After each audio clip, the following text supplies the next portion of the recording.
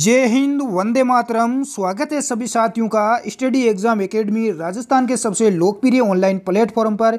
मित्रों, जैसा कि मैंने आप सभी को बोला था कि 4 सितंबर को एसआई का सब इंस्पेक्टर का एग्ज़ाम नहीं होगा, तो नहीं हुआ एग्ज़ाम और होगा भी नहीं। आज नई एक परीक्षा तिथि आ चुकी है, 13, 14 और 15 सितंबर को होगा। लेकिन यहाँ पर बता दूं, बहुत सारी अफवाह भी चल रही है कि सितंबर को 13, 14, 15 सितंबर को एग्ज़ाम नहीं होगा सब इंस्पेक्टर का। कुछ विद्यार्थी बोल रहे हैं होगा। तो देखो, इसका मैं न्यूज़ आपको जल्दी लेके आऊँगा कि एग्ज़ाम होगा या नहीं होगा। और आगे हम बात करते हैं आज राजस्थान जी के। विद्यार्थी बोल रहे हैं सर एसआई के लिए हिंदी लेके आओ, तो कल से आपकी हिंदी की भी रेगुलर क्लास स्टार्ट हो जाएगी। और आज आप ध्यानपूर्वक पढ़ें अजमेर जिला दर्शन। अजमेर जिले से एक भी प्रश्न नहीं छूटेगा। पहले भी अपनी बहुत सारी क्लासें हो चुकी है, आप देख सकते हैं, और तैयारी में 4 चांद आप लगा सकते हैं। अजमेर जिला दर्शन। अजमेर को राजस्थान का हृदय कहा जाता है। अजमेर का आरजे, अरे आरजे कितना है अजमेर का? 0-1 है, ध्यान रखना, 1 अजमेर का है।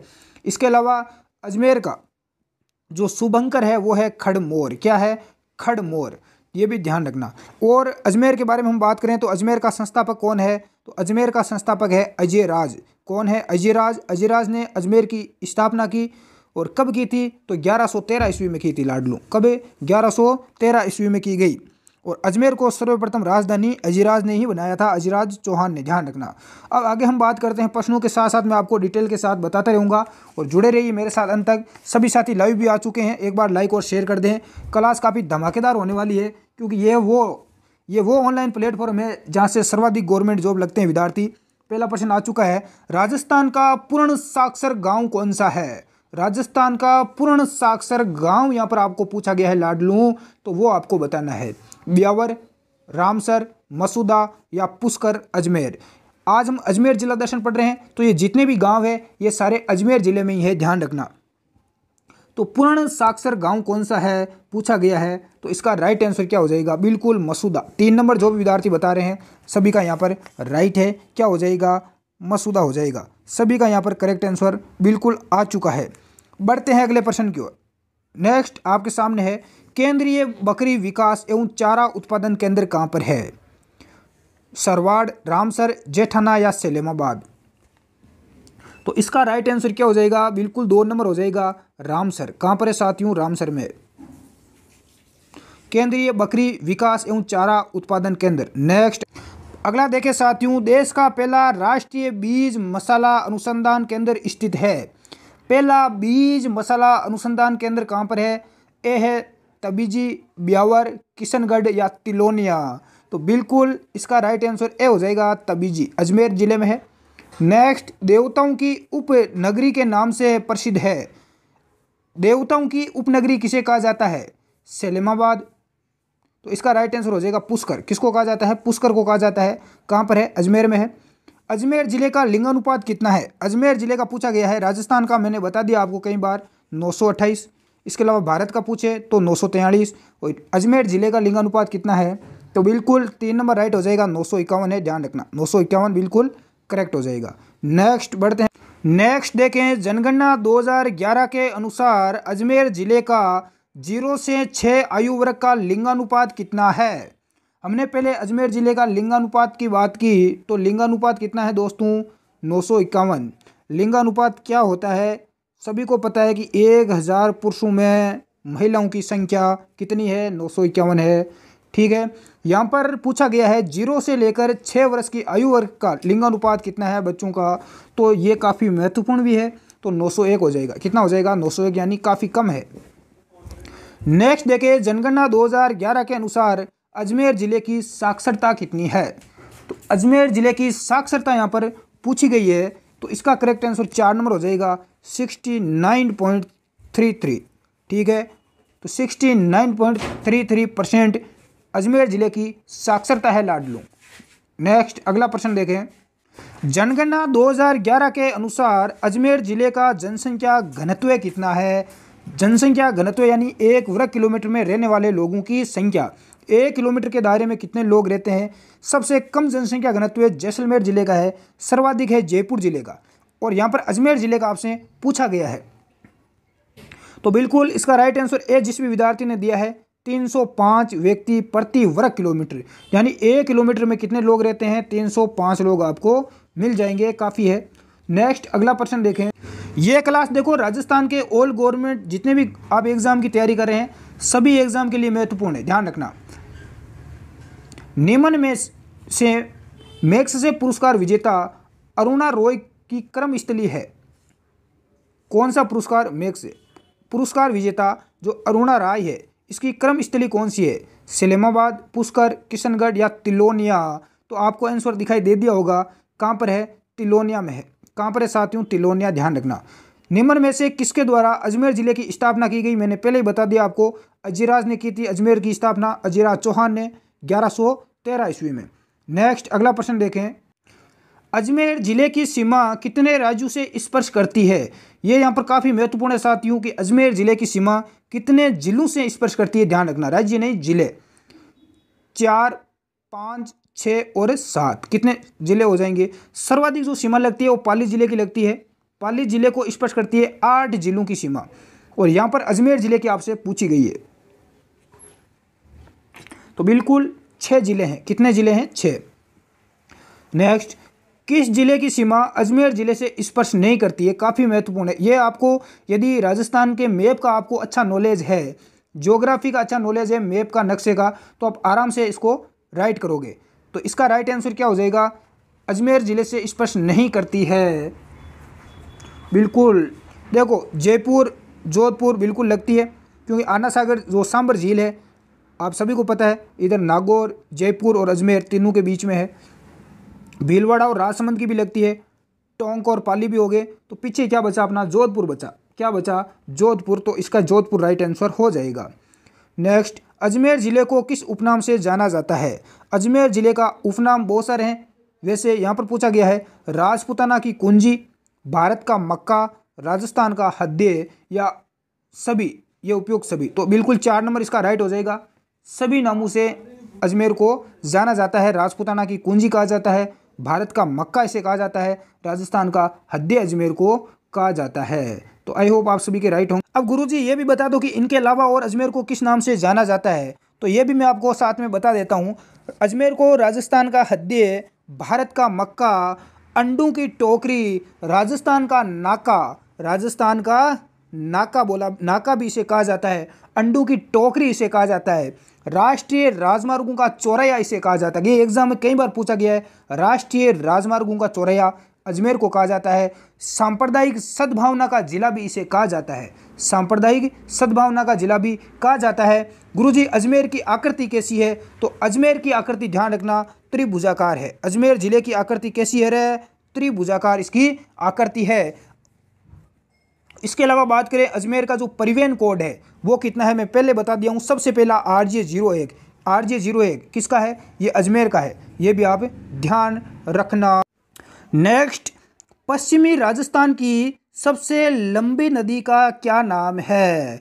पश्चिमी राजस्थान की सबसे लंबी नदी कौन सी है जिसका उद्गम स्थल नागपाड़ अजमेर से है? लूणी, माही, बाणगंगा या चंबल? तो आप सभी के सामने आंसर है, बिल्कुल सही होगा, लूणी नदी है। सभी को पता है लूणी नदी पश्चिमी राजस्थान की सबसे लंबी नदी है। इसका जो उद्गम स्थल है वो है नागपाड़ी अजमेर में। कौन कौन से जिलों में ये बहती है ध्यान रखना, मैं आपको यहीं स्पष्ट कर देता हूँ कि ये कौन कौन से जिलों में बहती है। तो यहाँ पर आप देख, सबसे पहला अपना जिला हो गया अजमेर। कौन सा हो गया? अजमेर हो गया। इसके अलावा अजमेर के बाद में अजमेर के इधर पड़ोस में कौन हो गया? यानी अजमेर से हम इधर उत्तर की तरफ देखें तो अपना नागौर जिला हो गया। ये यहाँ पर अजमेर है, ये यहाँ पर अपना नागौर जिला हो गया। इसके साथ में जो पाली है, कौन सा? पाली। इसके अलावा जोधपुर हो गया, बाड़मेर हो गया, जालोर जिलों में ये बहती है। कौन सी? लूणी नदी। लूणी नदी को महाकवि कालिदास ने अंत्य सलीला भी इसे कहा है। ठीक है, इस नदी को आदि खारी और आदि मीठी नदी के नाम से भी जाना जाता है क्योंकि इसका पानी बालोतरा बाड़मेर जिले में क्या हो जाता है? खारा हो जाता है। ठीक है, पश्चिमी राजस्थान की सबसे लंबी नदी है और इसे मरुस्थल की गंगा भी कहा जाता है। ध्यान रखना, मरुस्थल की गंगा किस नदी को कहा जाता है? तो वो लूणी नदी है। उद्गम स्थल पर इसे सागरमती के नाम से जाना जाता है। जहाँ से नागपाड़ है, जहाँ से इसका उद्गम स्थल है, वहाँ पर इस नदी को किस नदी के नाम से जाना जाता है? तो इसे सागरमती है। साबरमती दूसरी है, ध्यान रखना, इसे सागरमती के नाम से जाना जाता है। इसकी कुल लंबाई कितनी है गुरुजी? तो लूणी नदी की लंबाई है 495 किलोमीटर। कितनी है लाडलू? 495 किलोमीटर लंबाई है। परंतु ध्यान रखना राजस्थान में इसकी लंबाई कितनी है, 330 किलोमीटर है। राजस्थान में कितनी बहती है ये, 330 किलोमीटर बहती है। और अरावली जो पर्वतमाला है इसका न्यूनतम यदि विस्तार आपको पूछा जाए तो वो किस जिले में है, तो वो अजमेर जिले में है। ध्यान रखना किस जिले में है, अजमेर जिले में है। तो आई होप पूरे आपको स्पष्ट जानकारी मिल गई होगी। बढ़ते हैं अगले प्रश्न की ओर। अगला प्रश्न देखें, पुष्कर झील कहाँ पर है साथियों, अजमेर जिले में है। इसके संबंध में असत्य कथन कौन सा है, गलत कथन कौन सा है। ये राजस्थान की सबसे प्राचीन और पवित्र झील है। इस झील के किनारे विश्व प्रसिद्ध ब्रह्मा जी का मंदिर है। गुरु गोविंद सिंह ने 1705 ईस्वी में यहाँ गुरु ग्रंथ का पाठ किया था। किसने किया, गुरु गोविंद ने। वर्तमान में ये झील राजस्थान की सबसे स्वच्छ झील मानी जाती है। तो इनमें से गलत कथन कौन सा है लाडलू, बिल्कुल देखो कमेंट बॉक्स में आंसर बताएं।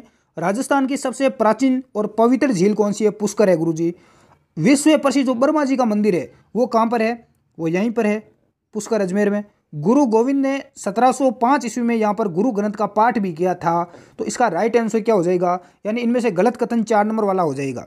ये भी राइट है। वर्तमान में ये झील राजस्थान की सबसे स्वच्छ झील मानी जाती है, ये गलत है। राजस्थान की वर्तमान में सबसे प्रदूषित झील यही है। सबसे ज़्यादा आपको प्रदूषण यही मिलेगा इसी झील में, जो पुष्कर झील है यहाँ पर। ठीक है रे। और इसके बारे में बताऊँ मैं पुष्कर झील के बारे में आपको, तो इसका राइट आंसर 4 नंबर हो जाएगा। और बता देता हूँ, राजस्थान की प्राचीन है, पवित्र है और ये प्राकृतिक झील है। ध्यान रखना प्रकृति की देन है। और इसको पुष्कर झील क्यों कहा जाता है, क्योंकि बहुत सारे लोग बोलते हैं कि जो पुष्कर के जो ब्राह्मण थे उन ब्राह्मणों के द्वारा इस झील को खोदा गया, इसलिए इसको पुष्कर झील भी कहते हैं। इस झील के किनारे कई बार पूछा जाता है 52 घाट है। कितने घाट है इस झील के किनारे गुरुजी, 52 घाट है। महिला घाट का निर्माण 1911 ईस्वी में मैडम मेरी के आगमन पर करवाया गया। वर्तमान में इसे गांधी घाट भी कहा जाता है। गांधी घाट कई बार एग्जाम में पूछा जाता है, यहीं पर है। और 1911 में मैडम मेरी के आगमन पर इसका निर्माण करवाया गया। और इस झील में महात्मा गांधी जी की अस्थियों का विसर्जन भी किया गया। जो महात्मा गांधी थे उनकी अस्थियों का विसर्जन कहाँ पर किया गया, इसे पुष्कर झील में ही किया गया था। ध्यान रखना। और यही वो पुष्कर झील है जहाँ पर विश्वामित्र ने तपस्या की थी। विश्वामित्र ने तपस्या कहाँ पर की थी, इस पुष्कर झील के किनारे की थी, जिससे मेनका ने इस तपस्या को भंग भी कर दिया गया था। इसके अलावा यहाँ पर इस झील की जो सफाई का कार्य है वो कनाडा देश के सहयोग से संचालित है। किस देश के सहयोग से, कनाडा, ये भी ध्यान रखना। इसके अलावा पुष्कर की बात करें तो पुष्कर को तीर्थों का मामा कहा जाता है। तीर्थों का मामा पुष्कर को कहा जाता है। हिंदुओं का 5वां तीर्थ भी इसे कहा जाता है। पुष्कर मेला है वो कार्तिक पूर्णिमा को लगता है और राजस्थान का रंगीन मेला भी इसे कहा जाता है। तो इतना बहुत है रे। और बता देता हूँ, इस झील के किनारे मान महल भी स्थित है, जिसका निर्माण मान सिंह प्रथम ने करवाया था। बढ़ते हैं अगले प्रश्न की ओर। बिल्कुल, जो महाभारत ग्रंथ है ना अपना, कौन सा, महाभारत। अरे जो महाभारत जो ग्रंथ है, इस ग्रंथ की रचना पुष्कर झील के किनारे की गई थी। किसने की थी, वेद व्यास ने। वेद व्यास ने की थी, ध्यान रखना। अगला प्रश्न देखें, पुष्कर झील के संबंध में असत्य कथन कौन सा है। और आपसे एक प्रश्न आ गया, इंग्लैंड की महारानी मैडम मेरी 1911 ईस्वी में झील देखने आई थी। पुष्कर झील में कुल 52 घाट निर्मित है, बता दिया मैंने। पुष्कर झील में गांधी घाट सबसे बड़ा है। ऊपर दिए गए सभी विकल्प सत्य है। तो सत्य कथन यहाँ पर पूछा गया है, तो यहाँ पर देखो असत्य नहीं पूछा गया, सत्य पूछा गया है। तो सभी कथन क्या है, सत्य है। ध्यान रखना, सारे के सारे राइट है, मैंने पहले भी आपको बता दिया। बढ़ते हैं अगले। राजस्थान की प्रथम पुष्प मंडी स्थापित की गई, यानी राजस्थान की पहली पुष्प या गुलाब की मंडी कहाँ पर स्थापित की गई, यह आपको। तो इसका राइट आंसर बिल्कुल ए हो जाएगा, गनोहेड़ा पुष्कर के अंदर। ठीक है। राजस्थान का एकमात्र छावनी बोर्ड स्थित है अजमेर, नसीराबाद, पिसांगन या अराई। राजस्थान का एकमात्र छावनी बोर्ड कहाँ पर स्थित है, तो ये नसीराबाद छावनी। ठीक है, नसीराबाद हो जाएगा, जहाँ पर सर्वप्रथम 1857 की क्रांति की शुरुआत हुई थी। नेक्स्ट अगला प्रश्न देखें। अगला है, किशनगढ़ अजमेर शहर के अन्य नाम है।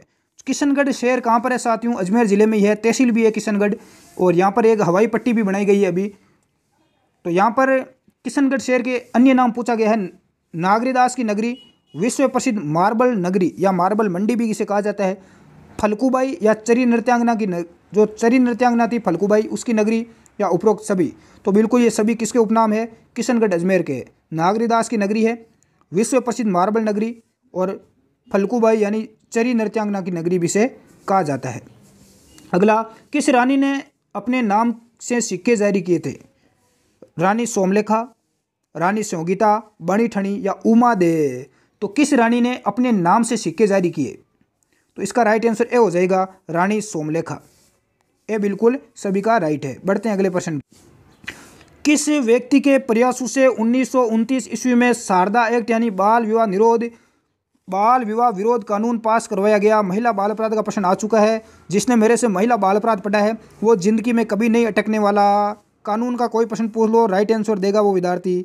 शारदा एक्ट 1929 में बाल विवाह विरोध कानून पास करवाया हरविलास शारदा ने करवाया। किसने? हरविलास शारदा ने। कहाँ के थे ये? अजमेर के थे, इसलिए ये प्रश्न मैंने पूछ लिया आपसे।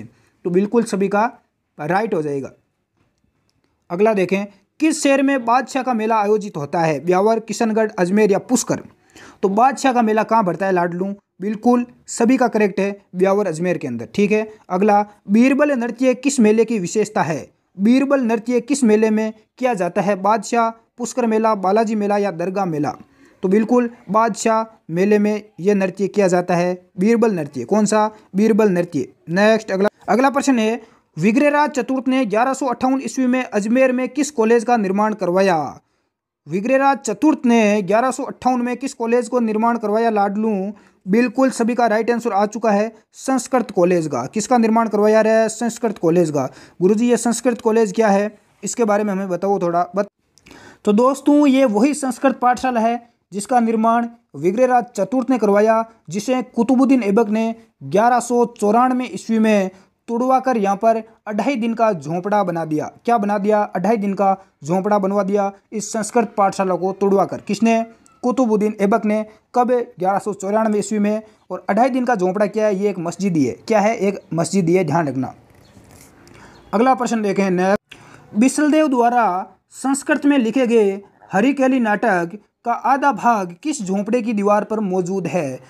चांद झोंपड़ा, 2.5 दिन का झोंपड़ा, पीरू मकबरा या डिग्गी पैलेस? तो इसका करेक्ट आंसर क्या हो जाएगा? बिसलदेव द्वारा संस्कृत में लिखे गए हरिकेली नाटक का आधा भाग किस झोंपड़े पर है और आधा भाग कहाँ पर है, दोनों आपको बताना है। तो देखो इसका आधा भाग तो कहाँ पर है, सभी को पता है, 2.5 दिन के झोंपड़े पर, जो कहाँ पर है? अजमेर में। तो इसका आधा भाग कहाँ पर है, ये मुझे आप कमेंट करके कमेंट बॉक्स में जल्दी से आंसर बताएं। बाद में मैं आपको इसका बताता हूँ राइट आंसर क्या होगा। बिल्कुल सभी कमेंट करें। देखें इसका आधा भाग तो यहाँ पर है, तो आधा भाग कहाँ पर है इसका? तो साथियों इसका जो राइट आंसर हो जाएगा वो हो जाएगा राजा राममोहन राय की समाधि पर। राजा राममोहन राय की समाधि कहाँ पर है? ये ब्रिस्टल इंग्लैंड में, ध्यान रखना। अगला प्रश्न, कौन सा दुर्ग या किला अजमेर जिले में नहीं है? तारागढ़, मैगजीन, टोडगढ़ या गागरोन का किला? तो राइट आंसर सभी को पता है, गागरोन का किला। तो गुरुजी गागरोन का किला कहाँ पर है? ये अपना झालावाड़ जिले में है, ध्यान रखना। तारागढ़, बिल्कुल तारागढ़ एक बूंदी में भी है, तारागढ़ अजमेर में भी है। मैगजीन का किला अकबर का किला, टोडगढ़ का किला किसने बनाया? कर्नल जेम्स टोड ने, आप सभी को पता है। तो बढ़ते हैं अब अगले प्रश्न की ओर बिना देरी। बिल्कुल मैं बता देता हूँ आपका तारागढ़ दुर्ग के बारे में, स्टूडेंट यहाँ पर पूछेंगे बाद में। तारागढ़ दुर्ग है, इसका निर्माण भी अजयराज ने करवाया था, पृथ्वीराज। लेकिन बाद में क्या हुआ था, पृथ्वीराज सिसोदिया ने अपनी पत्नी ताराबाई के नाम पर इस दुर्ग का नाम बदलकर अजमेरू, पहले इसका नाम अजमेरू था तारागढ़ दुर्ग का, बाद में ताराबाई के नाम पर इसका नाम तारागढ़ रख दिया गया, ध्यान रखना। इसके अलावा तारागढ़ दुर्ग को अजमेरू, गढ़बीठली, राजपुताने की कुंजी, अरावली का अरमान भी इसे कहा जाता है, उपनामों से इसे जाना जाता है। यहाँ पर बात करें तारागढ़ दुर्ग की, तो यहाँ से एक प्रश्न ये भी बनता है कि राजस्थान में सर्वाधिक जो स्थानीय आक्रमण हुए थे वो इस तारागढ़ दुर्ग पर हुए थे, स्थानीय आक्रमण। और जो विदेशी आक्रमण हुए थे सर्वाधिक, वो हुए थे भटनेर के किले पर, जो कहाँ पर है? हनुमानगढ़ जिले में है। इसके अलावा इस अजमेरू दुर्ग को दूसरा जिब्राल्टर भी कहा जाता है। इसके अलावा जो रूठी रानी का महल है वो इस तारागढ़ दुर्ग में ही है। रूठी रानी कौन थी? रूठी रानी कहाँ की थी? ये मारवाड़ की थी, ठीक है। अगला, घोड़े की जो मज़ार है, आपने सुना होगा घोड़े की मज़ार, वो इस तारागढ़ दुर्ग में स्थित है। इसके अलावा मीरान साहब की दरगाह भी यहीं है, तो ये यहाँ पर पता होना चाहिए। इसके अलावा दोराई के युद्ध के बाद दारा सिकों ने इसी दुर्ग में शरण ली थी, ध्यान रखना। दारा सिकों ने कहाँ पर शरण ली थी? इसी तारागढ़ दुर्ग में शरण ली थी। इसके अलावा हम सेकंड बात करें, मैगजीन का किला, ठीक है, ये भी बता देता हूँ। इसे अकबर का किला भी कहा जाता है, अकबर का दौलत खाना भी इसे कहा जाता है। मैगजीन का अर्थ क्या होता है ये आपको पता होना चाहिए। मैगजीन का अर्थ होता है शास्त्रागार, ठीक है। इसमें अस्त्र शस्त्र रखे जाते थे पहले। इसका निर्माण किसने करवाया मैगजीन के किले का? तो 1570 ईस्वी में मुगल बादशाह अकबर ने इस मैगजीन के किले का निर्माण करवाया था। राजस्थान का एकमात्र ऐसा दुर्ग है जो मुस्लिम पद्धति से बनाया गया है, ध्यान रखना। अकबर ने जो हल्दी घाटी का युद्ध हुआ था उस युद्ध की योजना इस मैगजीन के किले में ही बनाई थी, ध्यान रखना। और जो वर्तमान में इसमें क्या है, राजपुताना संग्रहालय स्थापित किया गया है इस किले में। तो यहाँ से आपको बिल्कुल स्पष्ट, बिल्कुल यहाँ पर टोडगढ़ का दुर्ग और बच गया, इसके बारे में बता देता हूँ। कर्नल जेम्स टोड के द्वारा निर्मित ये दुर्ग है। इसका प्राचीन नाम बोराडवाड़ा था, ध्यान रखना। प्रसिद्ध क्रांतिकारी जो विजय सिंह पथिक और राव गोपाल सिंह खेरवा, इन दोनों को कैद यहीं पर रखा गया था टोडगढ़ के दुर्ग में। किसको? विजय सिंह पथिक को और गोपाल सिंह को। बढ़ते हैं अगले प्रश्न की ओर, लाइक और शेयर जरूर करें। अगला देखें, नवीन राजस्थान, आगीबाण राजस्थान, नवज्योति उपयुक्त क्या थे? तो ये सभी क्या है? अजमेर से प्रकाशित होने वाले समाचार पत्र, राजस्थान से प्रकाशित यानी भीलवाड़ा से प्रकाशित होने वाले समाचार पत्र, राजस्थान एकीकरण चरणों के नाम, स्वतंत्रता संग्राम में क्रांतिकारियों के संगठनों का नाम। नवीन राजस्थान, आगीबाण राजस्थान, नवज्योति, ये सभी क्या है? अजमेर से प्रकाशित होने वाले समाचार पत्र है, ध्यान रखना। नेक्स्ट, किशनगढ़ शैली को प्रकाश में लाने वाले प्रमुख व्यक्ति कौन थे? तो किशनगढ़ शैली को प्रकाश में लाने वाले प्रमुख व्यक्ति थे, दोनों ही थे। इसका राइट आंसर 3 नंबर हो जाएगा, एरिक डिक्सन और बिल्कुल फयाज अली, ये दोनों ही थे, ध्यान रखना। नेक्स्ट अगला प्रश्न देखें। अगला है, किशनगढ़ शैली पर किस संप्रदाय का अत्यधिक प्रभाव था? तो किशनगढ़ शैली पर सर्वाधिक जो प्रभाव था वो था वल्लभ संप्रदाय का। किसका था? वल्लभ संप्रदाय का। नेक्स्ट, किस शासक का शासनकाल किशनगढ़ शैली का स्वर्ण युग माना जाता है? तो किशनगढ़ शैली का स्वर्ण युग किस शासक का काल माना जाता है? सावंत सिंह, मान सिंह, राज सिंह या संग्राम सिंह? बिल्कुल सावंत सिंह हो जाएगा। क्या हो जाएगा? सावंत सिंह हो जाएगा।